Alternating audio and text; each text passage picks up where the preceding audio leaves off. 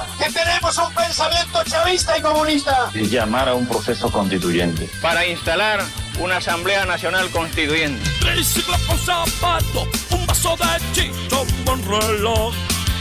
Camisa, chuchería, todos trabajando en montón. Peruano buscando una meta, haciendo su pequeña empresa. Impulsa el triciclo ambulante llamado Perú.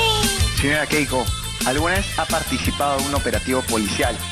¿No como detenida? Aquí lo que se necesita es mano dura. Y no mano dura contra su ex esposa. El pueblo sin dinero hoy está saliendo a trabajar.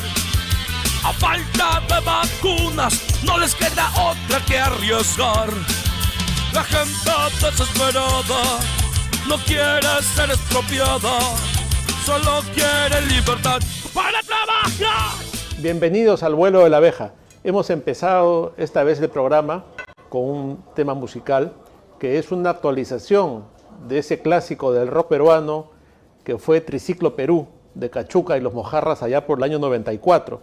Esta canción ha sido considerada siempre una especie de himno de los migrantes en Lima, de la gente que venía de las provincias a Lima a buscarse un mejor futuro, a cambiar su vida, a trabajar, a emprender. Y esa es la historia de los emprendedores que han hecho de alguna manera nuestra economía y que de alguna manera han sido el motor también del crecimiento del Perú.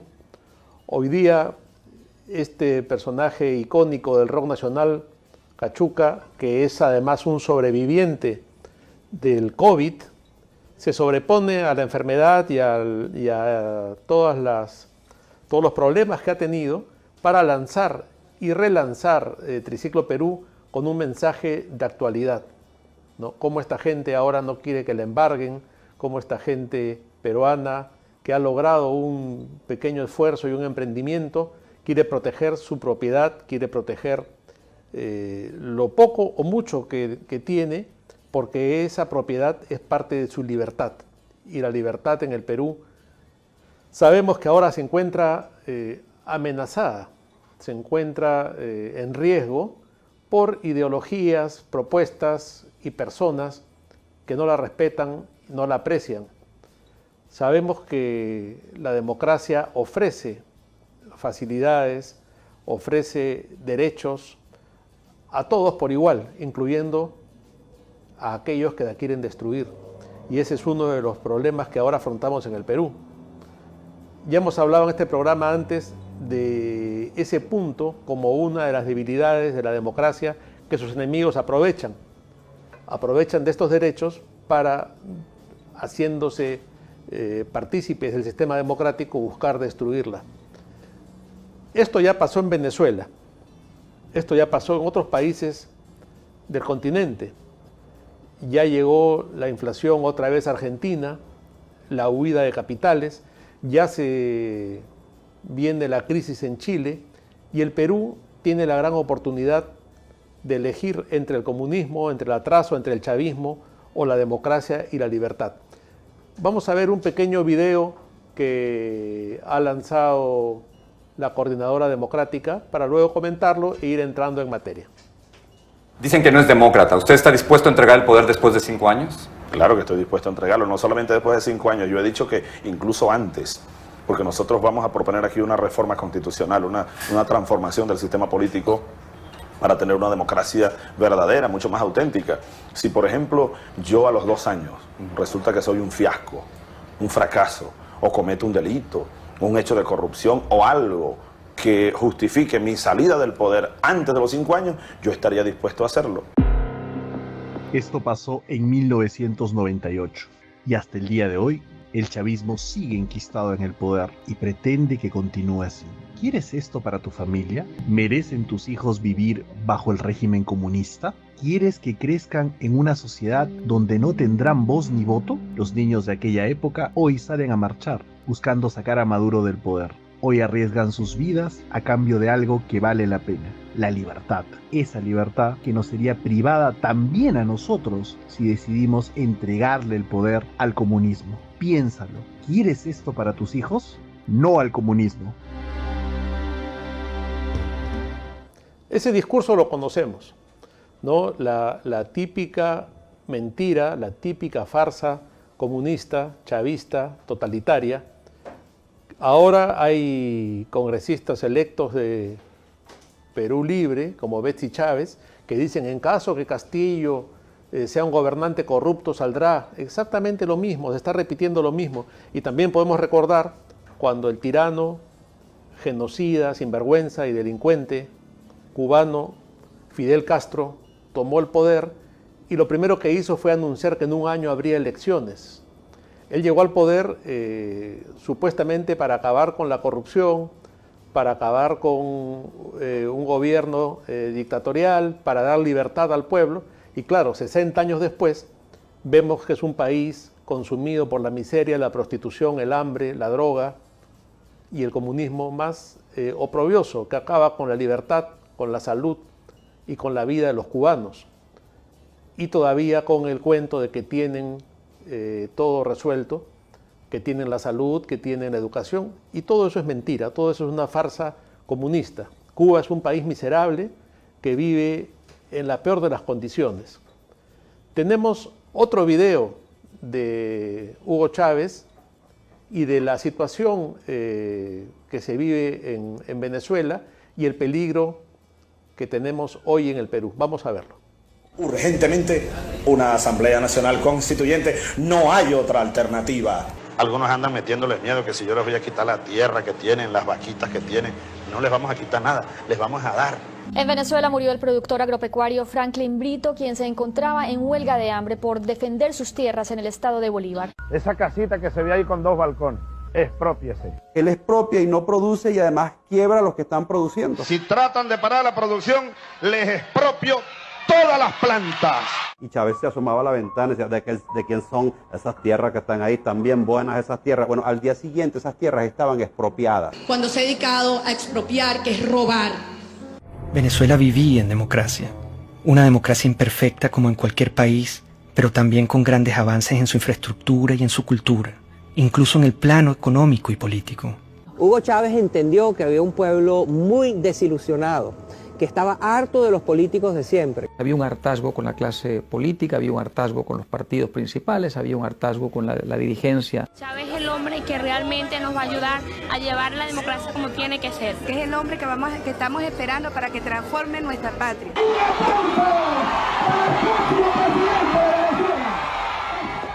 Recorría el país en su Volkswagen rojo para mostrar que venía del pueblo. Ilusionó a mucha gente en favor de los pobres, en favor de la igualdad. Cuando Chávez se vuelve candidato presidencial, él dice que él es un tipo muy moderado, que él no es socialista, que él no es comunista, que él no va a cerrar ningún medio de comunicación. Yo no soy socialista. Siempre en sus planteamientos políticos, que no tenía claros, quería un cambio en Venezuela, pero no sabía exactamente muy bien hacia dónde. ¿Cuál es la tragedia que usted avisora si gana Chávez? Una dictadura. Y todos los problemas que hoy vemos y que queremos acabar, los problemas de corrupción, los problemas del poder judicial, todos se harán más graves aún. Feliz, contento con el triunfo de nuestro comandante para que mejore nuestro país.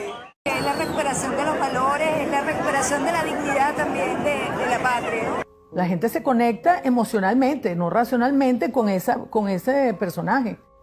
Menos mal que existió Mao Zedong. Este amor apasionado por ideas muertas, por ideas que han sido probadas en un país una y otra vez y han fracasado. El único camino a la justicia es el socialismo, no es el capitalismo, no es ese canibalismo que se quiere implementar en el Estado. Pero no es contradictorio hablar de capitalismo cuando usted tiene una corbata de Louis Vuitton, unos zapatos Gucci.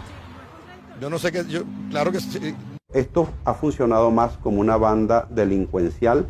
Los índices de criminalidad se desataron. La gran parte de la inmigración venezolana es una inmigración presa del pánico de vivir en una sociedad absolutamente enfrentada y donde se mata por odio.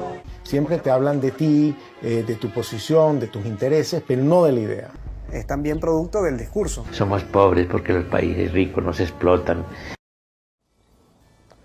Hemos visto lo que pasa en Venezuela, lo que hizo Hugo Chávez con Venezuela, como parte de este proyecto que se llamó el socialismo del siglo XXI.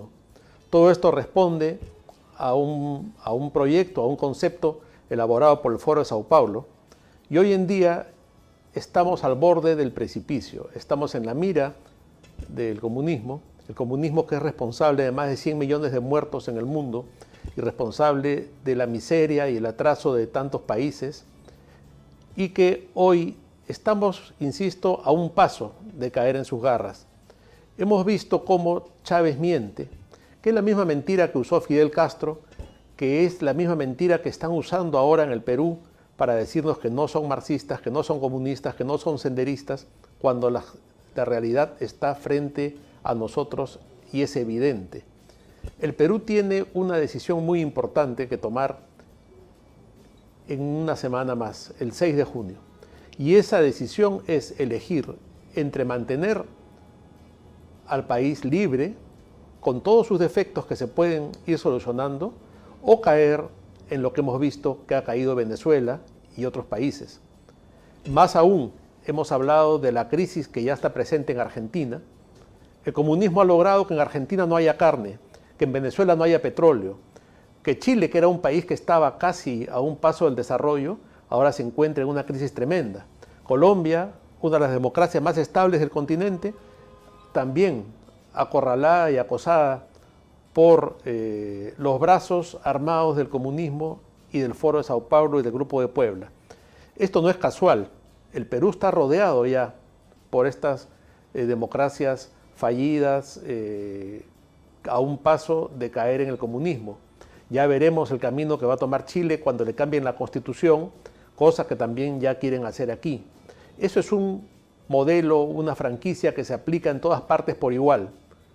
Tomar el poder, cambiar la Constitución, cambiar el modelo económico e ir hacia un modelo socialista de un Estado que lo controla todo. Ya también hemos visto en el video una de las comentaristas que habla de que votan por emoción. Y claro, mucha gente no vota pensando en el voto, sino en la emoción, en que el señor es provinciano, que es profesor. Todo es mentira. Castillo es una mentira, es un títere del senderismo y un títere del señor Cerrón, que es un delincuente sentenciado, un delincuente corrupto, como son la mayoría de los comunistas. Tengamos cuidado con la decisión que vamos a tomar. El Perú se encuentra al borde del precipicio y también, por otro lado, tiene la oportunidad de convertirse en una isla rodeada de socialismo, lo que nos permitiría captar todos los capitales que van a salir corriendo de Argentina, de Chile, de Colombia, cuando avance el socialismo en esos países. Esa es la oportunidad que tenemos. Vamos a un corte y continuamos en el vuelo de la abeja.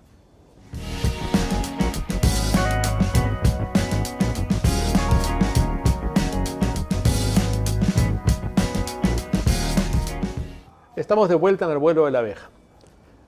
El Perú ha aparecido la noticia mundial, lamentablemente, en los últimos días, ante una masacre sucedida en el Braen, cometida por terroristas de Sendero Luminoso.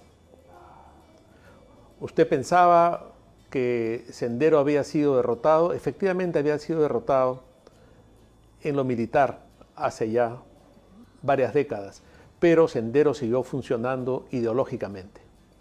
Y se infiltraron en las universidades, en los sindicatos, hicieron una alianza con el narcotráfico en el Braen y se han convertido en un brazo armado del narcotráfico. Ahora hay un narcoterrorismo, pero ideológicamente sigue siendo el mismo terrorismo que nos bombardeó en los años 80 y que destruyó al país y responsable de miles de muertes en el país. Entonces,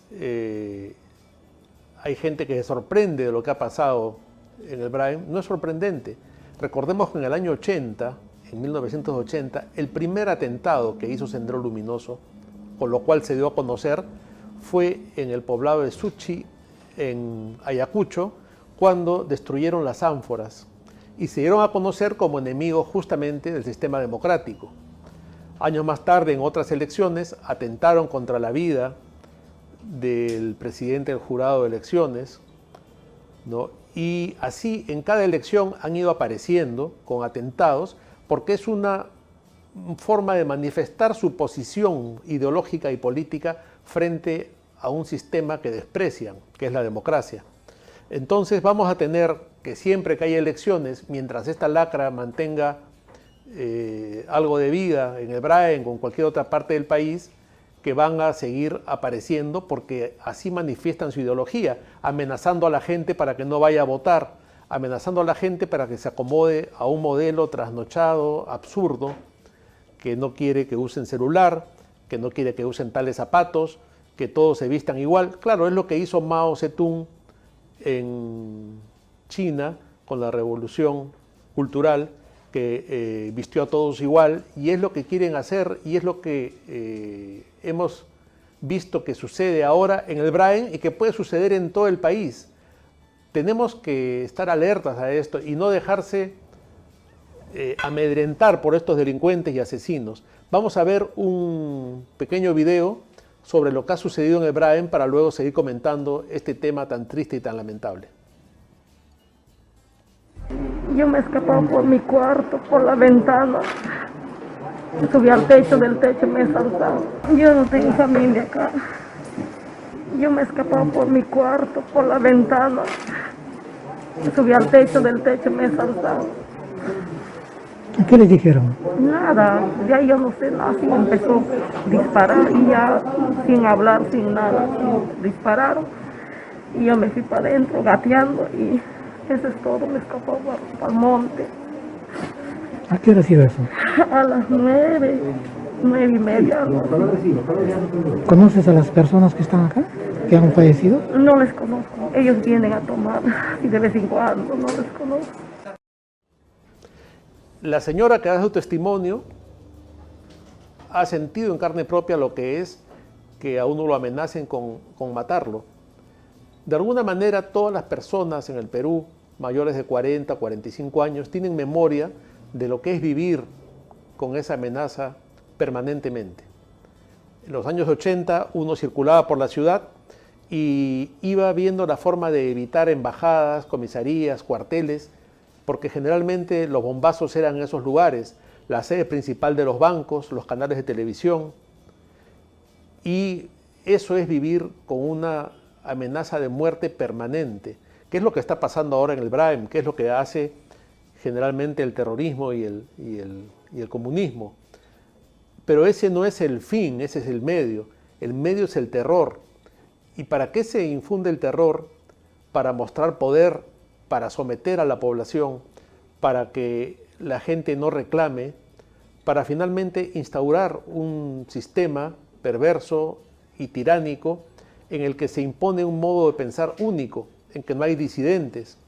Ese es el problema del totalitarismo. El totalitarismo desprecia la democracia, desprecia a la sociedad y lo que hace es acabar supuestamente con la desigualdad, pero la desigualdad no se acaba aplanándolo todo hacia abajo y destruyendo a la gente y viendo cómo se acaba con la familia, con la sociedad, con la propiedad, con la libertad, para imponer un modo de pensar único, ¿no? La desigualdad y la injusticia se debe acabar dentro de un sistema democrático en que se propicie la riqueza, se propicie el trabajo, la inversión, y se busque efectivamente como un objetivo la igualdad de todos ante la ley, pero no saltando por encima de otros derechos.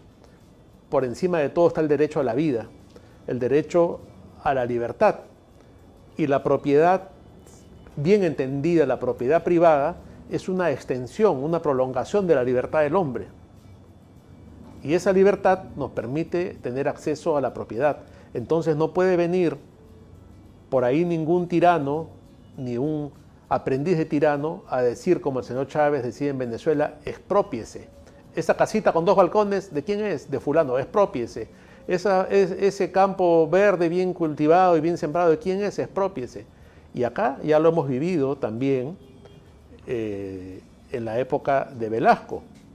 En la época del general Velasco, que fue una dictadura militar socialista, se atentó contra la libertad de la gente y ahí había que hacer colas para comprar arroz, colas para comprar aceite, cuando había, porque no había carne, no había pescado, ¿no? Y entonces el Perú, que era un país agropecuario y rico, dejó de serlo.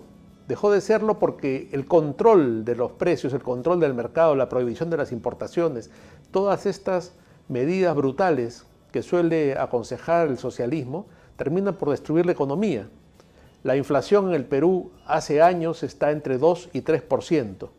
La inflación en Venezuela es 3000%, ¿no? Es decir, lo que en enero cuesta un sol, termina el año costando 3000 soles. ¿No? Sin embargo, un sueldo en Venezuela de 6, 7 u 8 dólares no alcanza para nada. Entonces la gente, disminuida en su dignidad, atropellada por un Estado totalitario, termina viviendo de cupones, de vales y de esta conmiseración, de esta limosna que le da un Estado totalitario, en que todos son pobres, menos los comunistas que toman el poder, menos los hijos de Chávez, la familia Fidel Castro, ¿no? Y todos estos tiranos que se enriquecen como los Kirchner, como el delincuente Lula da Silva en Brasil, y faltarían manos para contar la cantidad de gobiernos tiránicos, delincuenciales y asesinos que el comunismo ha implantado en el mundo. Y esa es la amenaza que hay hoy en el Perú, ¿no? Y estábamos hablando de Velasco, y curiosamente, en la época de Velasco, el señor Chávez era un venezolano que vivía en el Perú y que estudió en la Escuela Militar de Chorrillos y siempre declaró su admiración por Velasco, ¿no? Y entonces esa reforma agraria que hizo Velasco, que destruyó el agro, destruyó la economía y que terminó entregando las tierras, las haciendas, para convertirlas en cooperativas en manos de personas sin experiencia en administración que acabaron destruyendo la economía nacional y destruyendo las agroindustrias ejemplares que había en el Perú. Es lo mismo que el señor Chávez, admirador de Velasco, ha desarrollado para destruir Venezuela, uno de los países más ricos del continente y del mundo, convertido ahora en un país miserable. Y es lo mismo que Pedro Castillo, este ignorante que quiere ser presidente del Perú y que no conoce nada de economía, que no conoce nada de buen gobierno, que no tiene la menor idea de lo que es administrar un país, se llena la boca hablando de reformas económicas y políticas, de nueva constitución, que ni sabe lo que es una constitución, y también ya está hablando de reforma agraria para volver a destruir lo que tanto nos ha costado construir en los últimos años. Estamos notificados, estamos advertidos de lo que implica este peligro, y yo creo que los peruanos vamos a reflexionar y vamos a volver una vez más a librar al Perú de esta amenaza. Nos vamos a una pausa y luego continuamos con un invitado muy importante.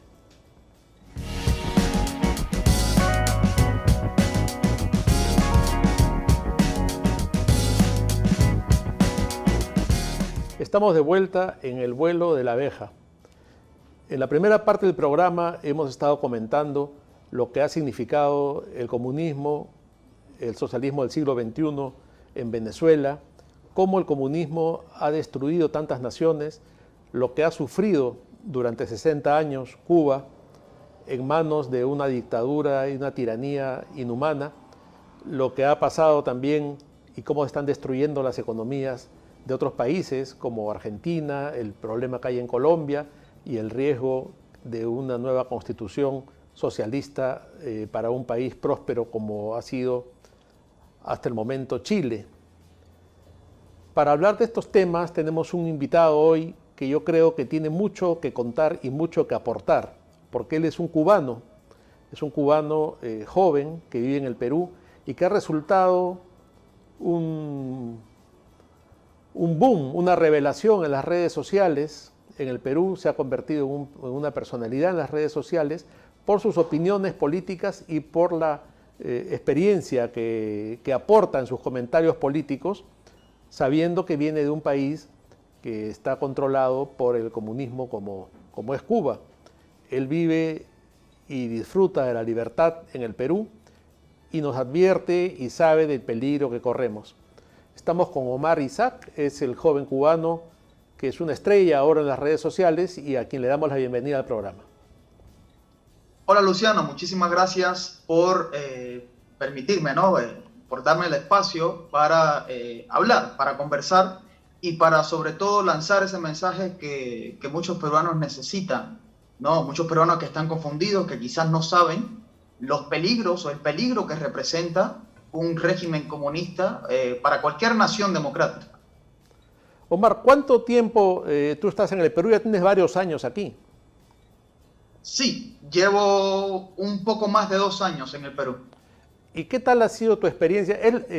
Tú vivías en Cuba y tengo entendido que viniste al Perú por matrimonio. Tú sí. Te casaste con una peruana y viniste a vivir al Perú. ¿Habías salido de Cuba antes? No, yo nunca había salido de Cuba, ¿no? Es que es un poco difícil para un cubano común salir de Cuba, ya sea por su esfuerzo, por su trabajo, ya que, bueno, Cuba es un mundo aparte, ¿no? Para que un cubano pueda salir de Cuba se necesita ayuda del exterior, ¿no? Que le envíen cierta cantidad de dinero para que pueda viajar, no por su trabajo. Claro, e incluso la vida del cubano, vamos a volver ahora mismo a tu vida en el Perú, pero yo he estado en La Habana en una oportunidad y me llamaba mucho la atención, por ejemplo, que los cubanos no podían entrar al hotel en el que estaba yo y que tenían ciertas restricciones en el transporte, que tenían otra moneda distinta al que tenía el turista. ¿Eso es así todavía? ¿Cómo está esta situación allá? Así es. Bueno, ahora se puede decir que hay un poco más de libertad, ¿no? Con respecto a lo que es que el cubano puede entrar a los hoteles, que quizás pueda acceder a las playas, ¿no? Que son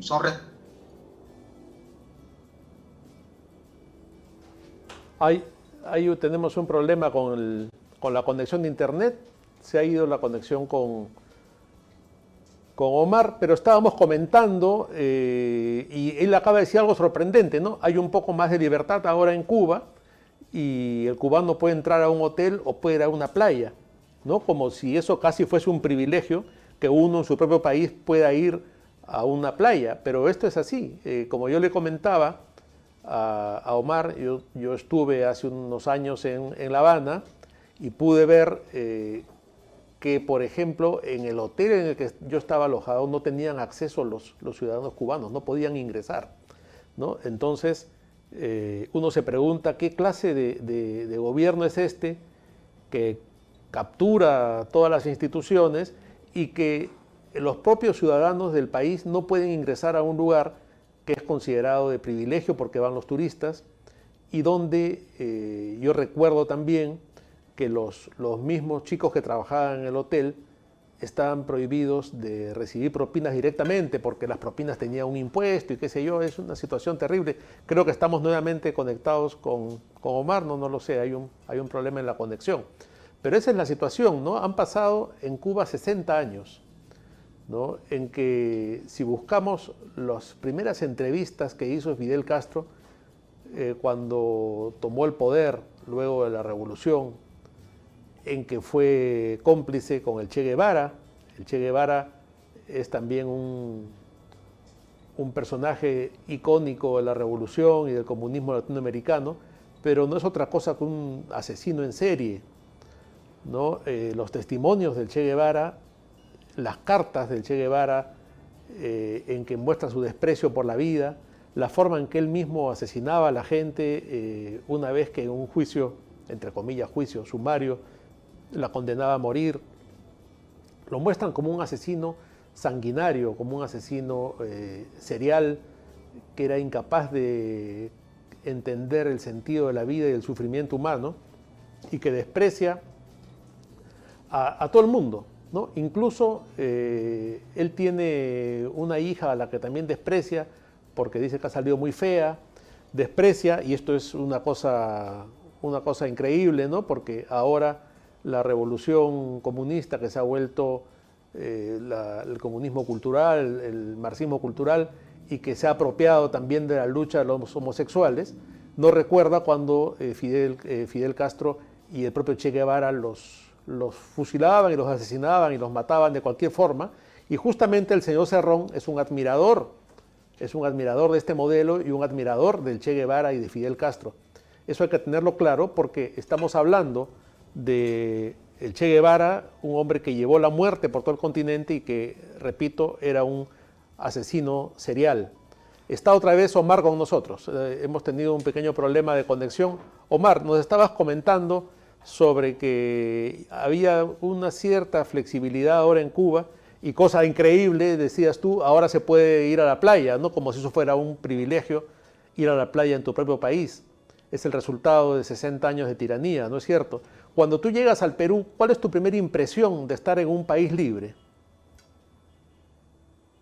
A ver, bueno, primeramente disculpen por lo que sucedió, no sé, tuve un problema con mi cámara, pero bueno, para responder tu pregunta, todo cubano que sale de Cuba por primera vez y llega a un país libre, lo primero que le impresiona, ¿no? Se puede decir que las luces, la publicidad en las vallas, aunque parezca algo tonto, es así porque esas cosas en Cuba no se ven. Cuba, cuando tú vas, te chocas con una realidad muy diferente a la que quizás cualquiera que nació en un país, ¿no? Donde hay democracia, donde hay libertad económica sobre todo. O sea, es una realidad muy diferente porque es un país muy oscuro desde todos los aspectos que los miren, tanto en lo político como en lo que es infraestructura, como en lo que es la sociedad como tal. El cubano,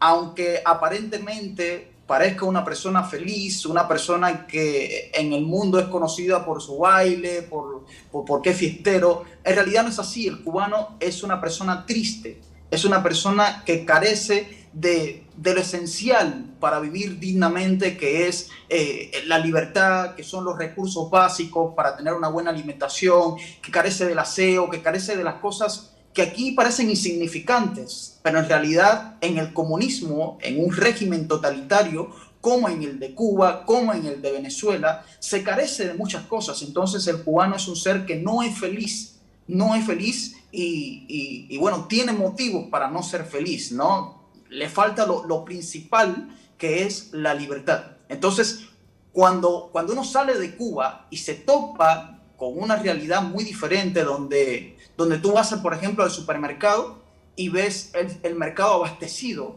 donde tú entras por primera vez, no sé, a una tienda y ves que no falta nada, que lo que tú vayas a buscar lo encuentras, te sorprende. O sea, es inevitable que no te sorprenda, ¿no?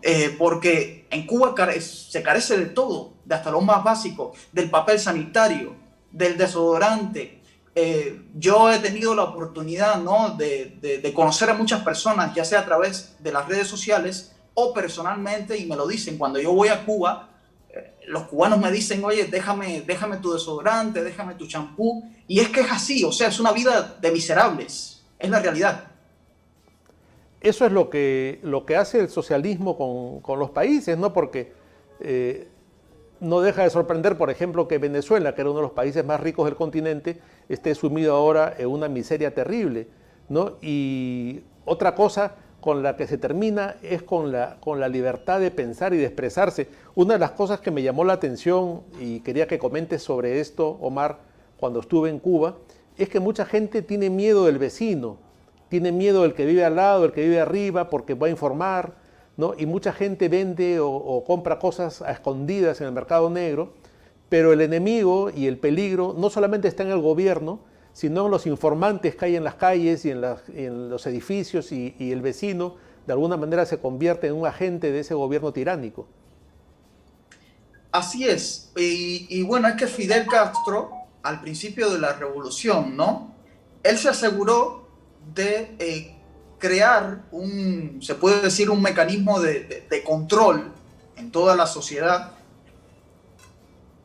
para al final lograr su objetivo, que es perpetuarse en el poder, y a pesar de que iban a implantar un régimen totalitario, un régimen represor, que evitara a toda costa un estallido social.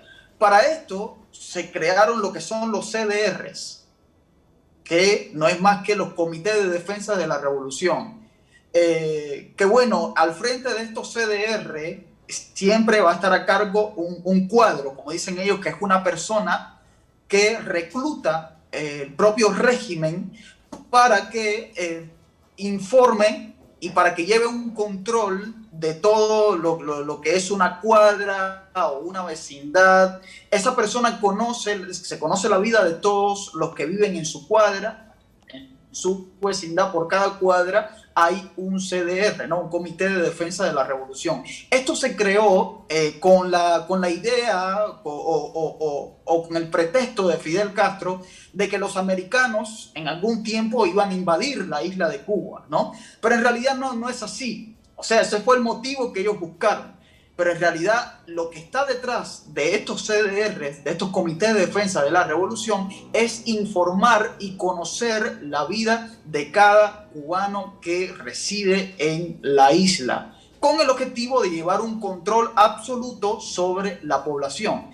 Entonces, tú naces en Cuba, creces y en realidad tú no sabes si el vecino que tienes al lado pertenece a la dictadura comunista o trabaja para la dictadura comunista, ese vecino que vivió prácticamente a tu lado desde que naciste, ¿no? Y cuando menos tú te lo imaginas, trabaja para la seguridad del Estado cubano, porque es así. Ellos reclutan, ellos ven los perfiles de cada quien, los recluta y al final por cada cuadra se puede decir que hay 5, 6, 7 que trabajan para la seguridad del Estado cubano, y todo esto es para llevar un control absoluto de la población cubana, y es así. En Cuba, por ejemplo, si el director del CDR le informa a los órganos de inteligencia, no, mira, fulano de tal, él es un perfil de posible disidente,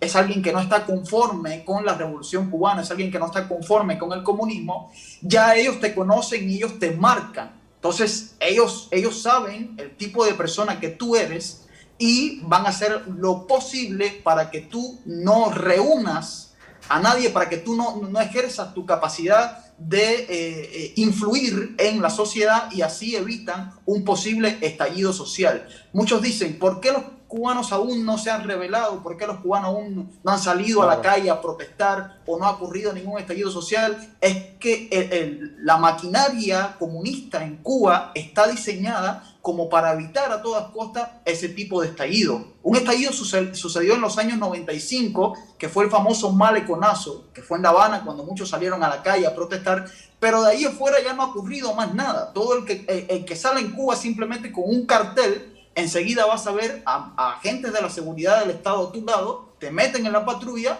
y te pueden implantar una causa que nunca cometiste, y ahí, discúlpame la palabra, te pudres en la cárcel. Porque para ellos es más peligroso alguien que atente en contra de la revolución a alguien que atente en contra de la vida del vecino. Es Omar, así. Sí, esto es terrible, no existe la libertad, y además con esta posibilidad que te denuncie cualquiera por cualquier delito inventado, sumándole a que tampoco hay libertad de expresión ni medios libres, estamos en una dictadura terrible. Omar, vamos a ir a una pausa y continuamos luego conversando sobre este tema que está muy interesante.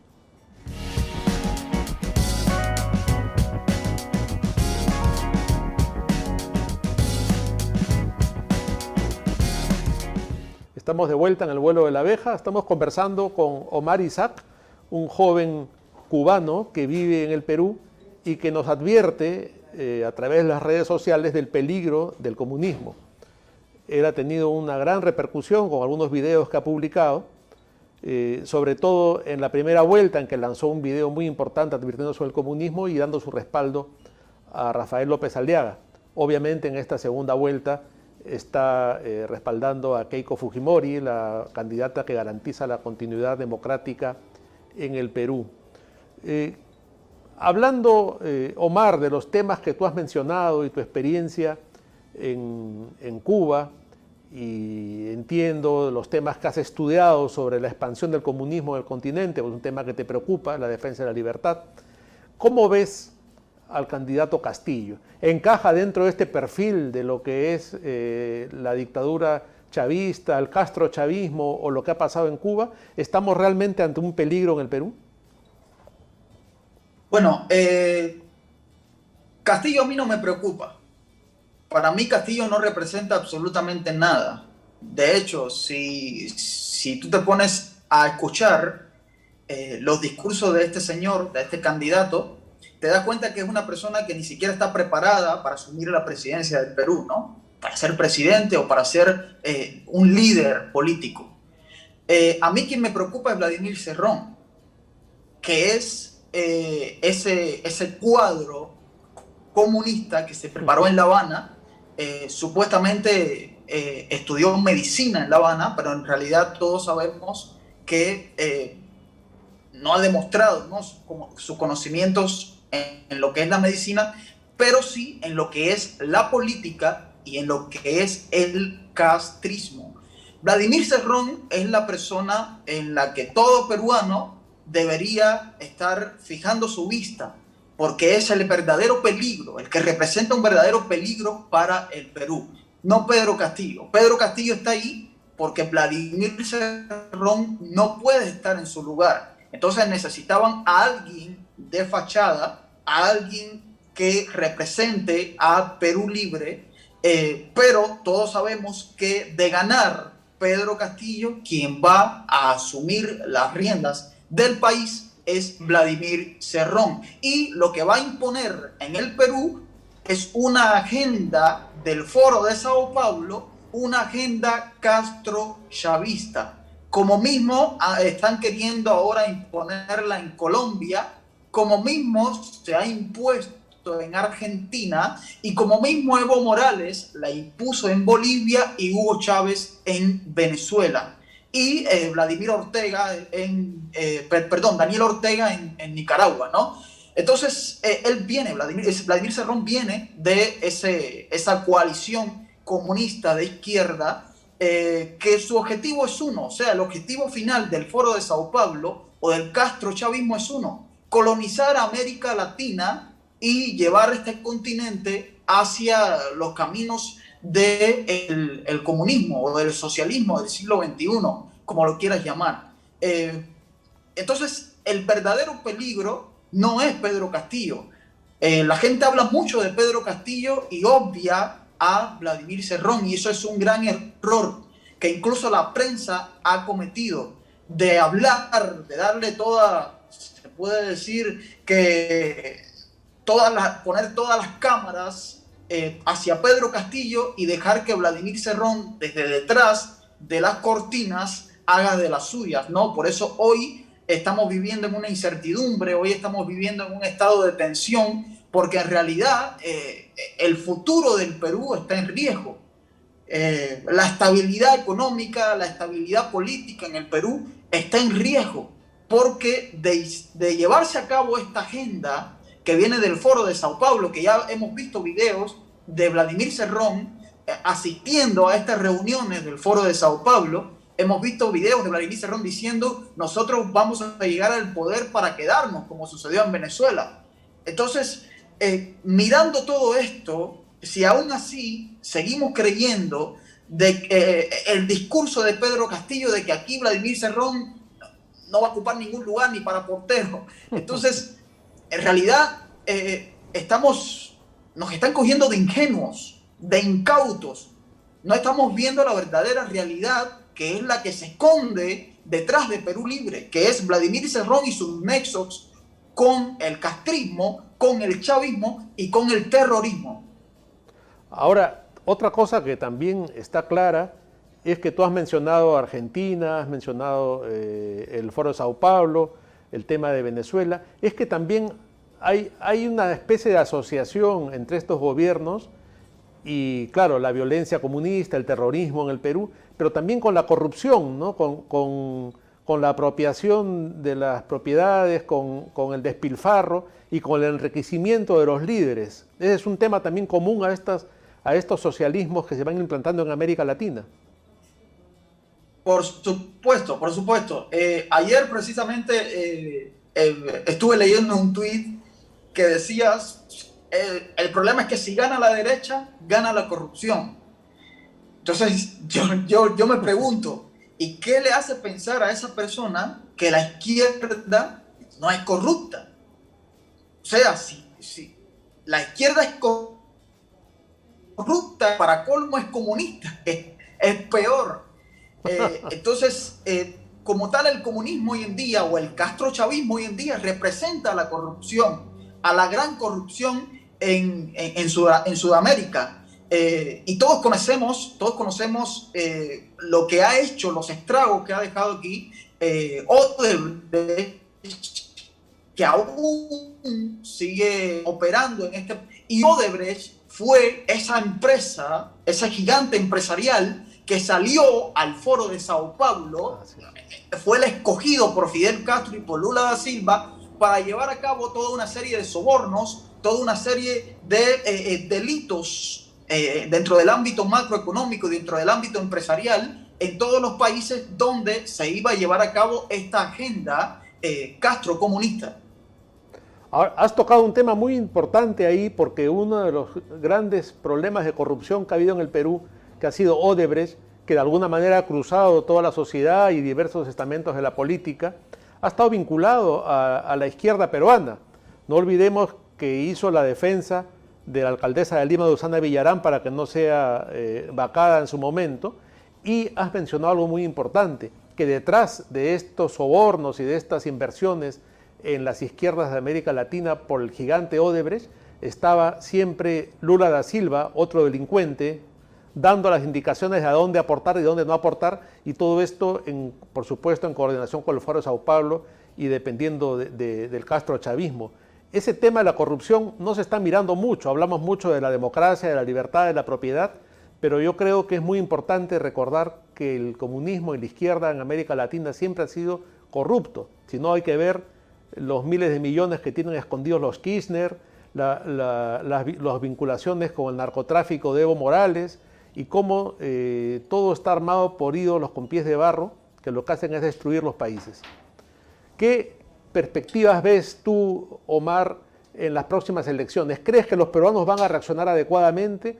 ¿Crees que estamos yendo hacia unas elecciones bien encaminados, o la emoción de votar por este hombrecito que ofrece la igualdad y que habla con un pésimo lenguaje político, pero que apunta a veces al corazón de algunas personas desposeídas, pueda terminar por destruir nuestra democracia? Mira, yo creo que el Perú actualmente se encuentra demasiado dividido, demasiado fragmentado. Hay mucha división en cuanto a lo que es opinión y decisión de voto, ¿no? Principalmente en provincia. Yo hace poco estuve en Cusco, estuve indagando con varias personas y me di cuenta que sobre todo en provincia no se conoce mucho acerca del comunismo, no se conoce mucho acerca de lo que es estos regímenes totalitarios y de esta agenda de lo que es el castrochavismo en Latinoamérica, y hay demasiada desinformación en cuanto a lo que es la sociedad civil. Entonces, actualmente el Perú se encuentra dividido. Hay mucha gente que apoya a la derecha, hay mucha gente que sabe lo que es vivir un régimen totalitario, gente que tuvo experiencia de cuando Sendero Luminoso y de cuando los actos terroristas en provincia y en Lima, pero hay otra parte de la sociedad que es sobre todo la juventud, que es sobre todo estos chicos, esta generación nueva que ha surgido, que quizás sus padres o sus abuelos no les hablaron, no les inculcaron o no los educaron acerca de lo que fue la época del terrorismo, a que la estamos volviendo a vivir aquí en el Perú, que tienen otra mentalidad, una mentalidad muy errada en cuanto a lo que es el socialismo y en cómo se vive en un país socialista. Y por mucho que la gente hable, por mucho que los activistas lancen sus comunicados en las redes sociales o se lancen a las calles, son jóvenes con una mente cerrada que vienen adoctrinados desde las universidades y desde las escuelas por profesores marxistas, leninistas, infiltrados con ese objetivo, y que han sido adoctrinados por años, y hoy te dicen, no, yo no voto por Keiko porque es una corrupta, porque es una ladrona, pero igual de corrupto es Vladimir Cerrón, o peor de corrupto es Vladimir Cerrón. Sin embargo, vienen con ese odio, con ese resentimiento y además con ese adoctrinamiento que ha hecho que Perú Libre esté hoy donde esté y que Keiko Fujimori le haya costado bastante trabajo alcanzar a Perú Libre en las encuestas. Lo que sí creo es que puede ganar la derecha, puede ganar la democracia, puede ganar Keiko Fujimori el 6 de junio, pero igual no la va a tener muy fácil. No la va a tener muy fácil porque lo que estamos viendo hoy en Colombia puede ser que también suceda aquí en el Perú. Lo que estamos viendo hoy en Colombia simplemente es el plan B de la izquierda para llegar al poder. Esos paros nacionales, esos saqueos a negocios, saqueos a instituciones públicas, el Estado, esas muertes, atentados hacia la policía, es el plan B de los comunistas para llegar al poder. Entonces, el futuro yo lo veo un poco negro y mucha gente me dice, no, pero tú eres demasiado negativo. No es que yo sea negativo, es que yo soy realista, ¿no? Hay que ver qué es lo que estamos viviendo hoy a nivel de continente, no solo a nivel de país. Porque esto que está sucediendo en el Perú está sucediendo en todo el continente, ¿no? Y eso, claro, es un plan generalizado, es un plan que, sí. Ese plan B que tú mencionas es el que ya se aplicó y funcionó en Chile, ¿no? Chile ya está en garras de la izquierda y viene una constitución socialista sin duda que va a terminar por destruir esa economía boyante que era la economía chilena. Omar, lamentablemente ha terminado el tiempo de nuestro programa, pero no quiero terminar sin antes felicitarte por la labor brillante que estás haciendo en las redes y agradecerte también por lo que eso implica como defensa de la democracia y de la libertad en el Perú. Quiero alentarte a que sigas así, a que sigas compartiendo más videos, a que sigas compartiendo más veces tu opinión y tu testimonio valiente de lo que implica para la libertad y la democracia el comunismo y el llamado socialismo del siglo XXI. Eso es una invocación que creo que es muy importante, que tú siendo un joven que viene de Cuba pueda compartirlo y multiplicarlo en las redes y que sean muchos jóvenes peruanos los que se enteren lo que implica el comunismo a través de tu testimonio. Omar, muchas gracias. Te reitero que ha sido muy valiente y muy importante tu testimonio y tu comentario y tu opinión sobre el comunismo. Ojalá tengamos la oportunidad más adelante de volver a conversar sobre estos temas, pero ya en un país tranquilo, sin la crispación que implica esta elección en que se han radicalizado tanto las posiciones. De esta manera, amigos, hemos llegado al final de nuestro programa, como todos los miércoles en BHTV, y los invitamos a seguirnos también en las redes sociales de La Abeja, tanto en Twitter como en Facebook, y nuestras transmisiones por YouTube. Muchas gracias y nos vemos el próximo miércoles.